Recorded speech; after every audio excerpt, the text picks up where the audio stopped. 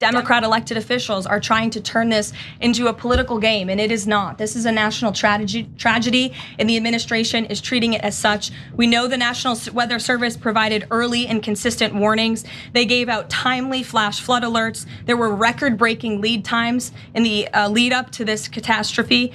There is ongoing flood monitoring, and these offices were well staffed. In fact, one of the offices was actually overstaffed. They had more people than they need. That was an act of God. It's not the administration's fault that the flood hit when it did. Blaming President Trump for these floods is a depraved lie. I love that it's a depraved lie to blame the politicians for a thing that happens under their watch, even though obviously Republicans and Karoline Leavitt and Donald Trump do that when it's Democrats. That's depraved. But she just said it was God. God did it. God screwed over these religious people in Texas also, and she didn't even just do it that way. She blamed God. She didn't just blame God. If you believe her and you believe that everyone in this region got not only a warning, but got the biggest, earliest warning that's ever happened over and over, they got warnings, they were told, then who at the end of the day is she blaming? She's blaming them. She's like, we're pointing out that they were in fact potentially betrayed by local, state, and federal officials who have not taken seriously these sorts of natural disasters. And that at the very least, coming out of this devastating tragedy, we could take it seriously and make sure that we always have enough funding and enough staffing and all of that.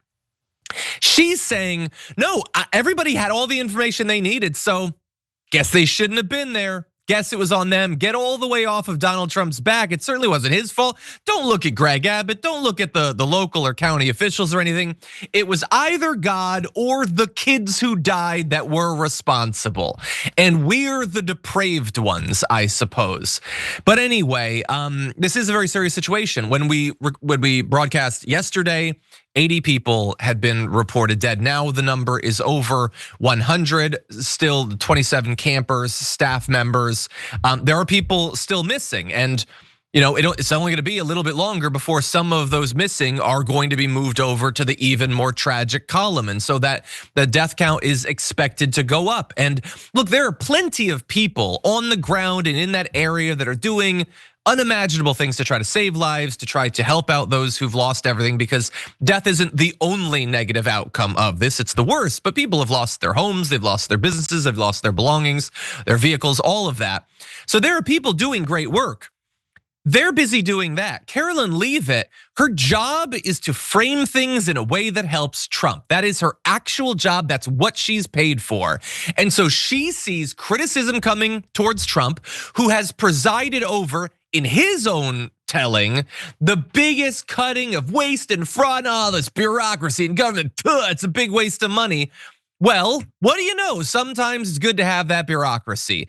And they're gonna try to weather this storm as best they can. But by the way, Karoline Leavitt, don't rest after this, because they're still winding down FEMA. So Florida's gonna be hit by a hurricane, and Kansas is gonna get some tornadoes. And you're gonna have to keep doing this because your governing strategy is dog crap, okay? And so, like, again, they're just trying to get through this without people accurately allocating their rage.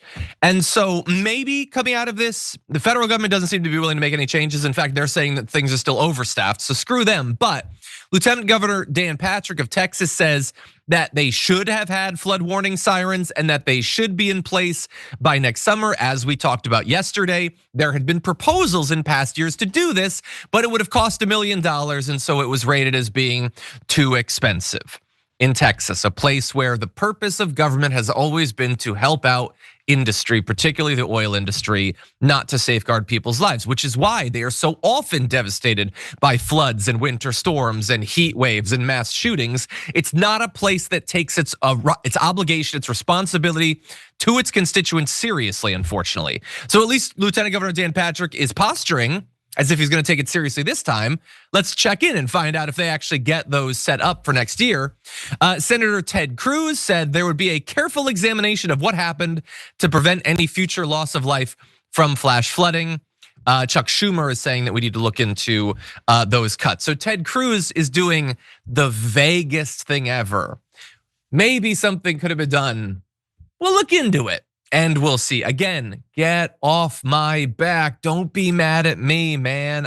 As we'll get to, he was busy with other stuff, and I'm sure he'd like to get back to his vacation.